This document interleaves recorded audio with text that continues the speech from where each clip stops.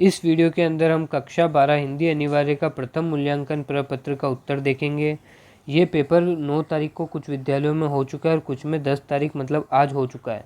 तो आप देख लें कितने उत्तर आपने सही करे हैं और कितने गलत, और कमेंट करके ज़रूर बताएं कितने आपने सही करे हैं और कितने गलत।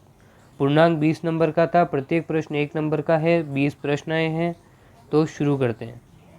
पहला प्रश्न है, भाषा के अंतर्गत क्या आता है? तो पढ़ना आता है, लिखना आता है, बोलना आता है, उपयुक्त सभी सही है। आप सबको पता है कि भाषा के अंतर्गत क्या आता है, तो पढ़ना, लिखना, बोलना तीनों ही चीज़ें आती हैं। दूसरा प्रश्न, निम्नलिखित में से कौन सा कथन सही नहीं है? तो इसमें बताना है कि सही नहीं है। तो भाषा विचार विनिमय का साधन है, सही है। भाषा परिवर्तनशील है, सही है। भाषा अर्जित संपत्ति है, सही है। भाषा को सहेजा नहीं जा सकता, गलत है। भाषा को सहेजा जा सकता है, तो ये कथन गलत है। मतलब अपने लिए कौन सा कथन सही है ये, क्योंकि हमें बताना है कौन सा कथन सही नहीं है। ठीक है ना। अगला प्रश्न है, हिंदी दिवस कब मनाया जाता है? तो आप सबको पता है हिंदी दिवस कब मनाया जाता है। हिंदी दिवस मनाया जाता है 14 सितंबर को। कब मनाया जाता है? 14 सितंबर को। निम्नलिखित में से कौन सा कथन सही नहीं है? इसमें बताना है कौन सा कथन सही नहीं है। तो आप देखिए, लिखित भाषा लेखन का विषय है, बिल्कुल सही है।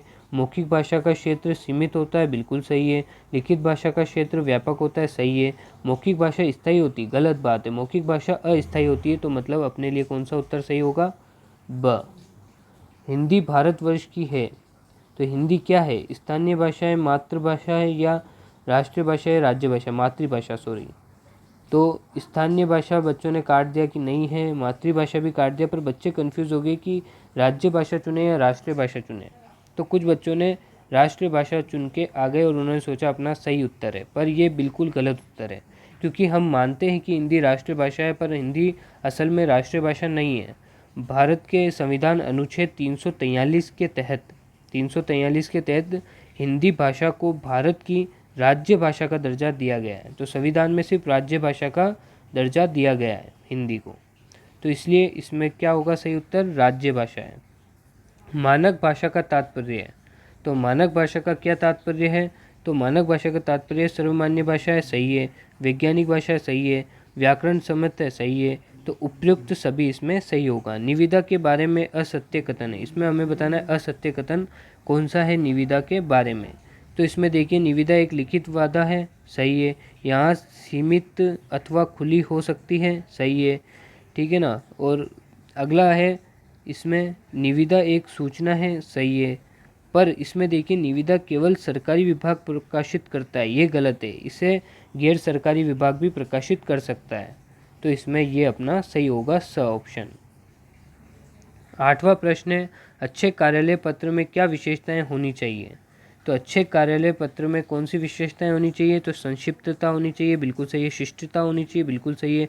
तारतम्यता होनी चाहिए, बिल्कुल सही है। तो उपयुक्त सभी इसमें सही होगा। 9वां प्रश्न है, सरकारी एवं गैर सरकारी कार्यालयों में किसी कार्य को संपन्न करवाने हेतु सार्वजनिक रूप से जो सूचना प्रकाशित की जाती है उसे क्या कहते हैं? तो आपको बताना है, सरकारी और गैर सरकारी कार्यालयों में किसी कार्य को संपन्न कराने हेतु जो सार्वजनिक सूचना प्रकाशित करते हैं, उस सूचना प्रकाशित करते हैं तो उसको क्या कहते हैं? तो वह है निविदा। क्या कहते हैं? निविदा। सरकारी एवं गैर सरकारी कार्यालयों में किसी कार्य को संपन्न कराने हेतु सार्वजनिक रूप से आदेश जारी किए जाते हैं, उसे क्या कहते हैं? जिसमें आदेश जारी किए जाते हैं तो उसे क्या कहते हैं? तो उसे कहते हैं विज्ञप्ति। क्या कहते हैं? विज्ञप्ति। अगला प्रश्न है, 11वां, विज्ञप्ति के बारे में असत्य कथन है। तो इसमें हमें बताना है कि असत्य कथन कौन सा है। तो इसमें किसी को संबंधित नहीं किया जाता है, सही है। विज्ञप्ति का प्रचार प्रसार करने के लिए समाचार पत्र में प्रकाशित किया जाता है, सही है। और ये उपयुक्त सभी तो वैसे ही गलत है। और ये अन्य पुरुष शैली में लिखा जाता है, ये गलत कथन है। तो इसका मतलब है हमारे लिए सही कौन सा हुआ? ये असत्य कथन कौन सा है? अ। अगला प्रश्न है, अधिसूचना के बारे में कौन सा तथ्य गलत है? तो अधिसूचना के बारे में गलत तथ्य हमें बताना है, ये सरकारी गेजेट में प्रकाशित होता है, सही है। राज्य तथा केंद्र सरकार द्वारा जारी की जाती है, सही है। इसका उद्देश्य सामान्य जनता को सूचित कराना होता है, सही है। तो ये गलत है, ये किसी निजी संस्था द्वारा प्रकाशित होता है, ये गलत है। तो इसमें क्या होगा? ऑप्शन अ राइट होगा। अब आप ये भी देख सकते हैं, इसमें समझ सकते हैं कि ये किसी निजी संस्था द्वारा प्रकाशित होता है और इसमें लिखा हुआ ये सरकारी गेजेट में प्रकाशित होता है। तो इधर सरकारी आ गया, इसमें निजी संस्था आ गया, तो दोनों चीज़ तो पॉसिबल हो ही नहीं सकती है, और दोनों इसमें राइट बता रखा है। तो इन दोनों में से कोई गलत होगा। तो आपको पहले ही पता चल गया, तो आपको तीसरा और चौथा आपको पता चल गया ये तो गलत ही है, तो आप इन दोनों में से चुन सकते हो और आपके 50% सही होने के चांस बढ़ जाते हैं अगर आपको नहीं आता है तो भी। अगला प्रश्न है, अधिसूचना किसके नाम से जारी की जाती है? तो हमें बताना है अधिसूचना किसके नाम से जारी की जाती है। तो राष्ट्रपति और राज्यपाल के द्वारा जारी की जाती है।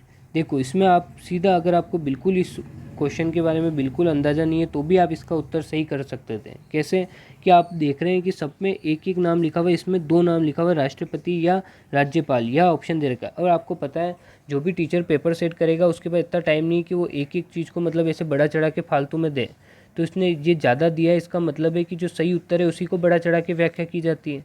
तो ये वाला उत्तर वैसे ही सही है, तो बच्चा इसको टिक कर सकता था। तो इसे कहते हैं इंटेलेक्चुअल गेस लगाना। तो आपको इंटेलेक्चुअल गेस भी आना चाहिए, क्योंकि जो प्रश्न आपको नहीं आता है वो भी आपको अटेम्प्ट तो करना ही है एमसीक्यू में। ऐसा तो है नहीं कि आप छोड़ के आ जाएगा, नेगेटिव मार्किंग तो है नहीं, तो आपको छोड़ के तो आना ही नहीं, सब करके आना है। तो अब अगर आपको बिल्कुल नहीं आता और आप ऐसे ही तुक्का मारोगे तो आपके 25% चांस है सही होने के और 75% चांस है गलत होने के। तो अगर आप इंटेलेक्चुअल तरीके से गैस मारोगे तो आपके ज़्यादा चांस हो जाएंगे सही होने के और कम चांस रहेंगे गलत होने के। तो अगर आप चाहते हैं कि इस पर भी मैं एक वीडियो बनाऊं तो आप कमेंट कर सकते हैं कि एमसीक्यू में तुक्का कैसे लगाएं या इंटेलेक्चुअल गैस कैसे लगाएं, तो उस पर आप वीडियो बनाएं तो मैं ज़रूर उस पर वीडियो बनाऊँगा। अगला प्रश्न है 14वां प्रश्न, अर्धशासकीय पत्र होता है। तो अर्धशासकीय पत्र क्या होता है? तो सरकारी पत्र होता है अर्धशासकीय पत्र। 15वां प्रश्न है, अर्धशासकीय पत्र के बारे में असत्य कथन है। इसमें अर्धशासकीय पत्र के बारे में असत्य कथन बताना है। तो ये 2 समकक्ष अधिकारियों के मध्य लिखा जाता है, सही है। ये सूचना आदान प्रदान करने के लिए लिखा जाता है, सही है। इसमें केवल औपचारिक भाषा का प्रयोग होता है, सही है। और इसमें उत्तम पुरुष का प्रयोग होता है, ये गलत है। तो इसमें ये द ऑप्शन सही होगा अपने लिए। अगला प्रश्न है, अर्धशासकीय पत्र के बारे में प्रेषक का नाम लिखा जाता है। तो अर्धशासकीय पत्र के बारे में प्रेषक का नाम लिखा जाता है पत्र में ऊपर बाईं ओर। तो पत्र में ऊपर बाईं ओर अर्धशासकीय पत्र के बारे में प्रेषक का नाम लिखा जाता है। अगला प्रश्न है, अर्धशासकीय पत्र के बारे में प्रेषिती का नाम लिखा जाता है। तो प्रेषिती का नाम क्या लिखा जाता है अर्धशासकीय पत्र में? तो नीचे बाईं ओर लिखा जाता है। किस में लिखा जाता है? नीचे बाईं ओर। भाषा के रूप होते हैं। तो भाषा के रूप कितने होते हैं? तो इसमें लिखित भी सही है, मौखिक भी सही है, मतलब उपयुक्त दोनों। तो लिखित और मौखिक दोनों भाषा के रूप होते हैं। और 9वां प्रश्न है, हिंदी किस लिपि में लिखी जाती है? तो आप सबको पता है हिंदी लिखी जाती है देवनागरी लिपि में। कौन सी लिपि में लिखी जाती है? देवनागरी लिपि में। वह शास्त्र जो किसी भाषा को शुद्ध रूप से बोलने व लिखने का ज्ञान कराए उसे क्या कहते हैं? तो आप सबको पता है उसे कहते हैं व्याकरण। क्या कहते हैं? व्याकरण। तो ये आपके मैंने सारे उत्तर कर दिए हैं और सारे ही उत्तर सही हैं। तो आप चेक कर लें कि आपके कितने नंबर आए हैं और आप कमेंट में बता दें। और मैं आपको कहना चाहता हूँ कि आप एमसीक्यू क्वेश्चन पे ज़्यादा ध्यान दें, क्योंकि फर्स्ट टेस्ट भी पूरा एमसीक्यू बेस्ड है और सेकंड टेस्ट भी शायद एमसीक्यू बेस्ड है और थर्ड भी। तो इसलिए आपको इन पे ज़्यादा ध्यान देना है, एमसीक्यू बेस्ड क्वेश्चंस पे।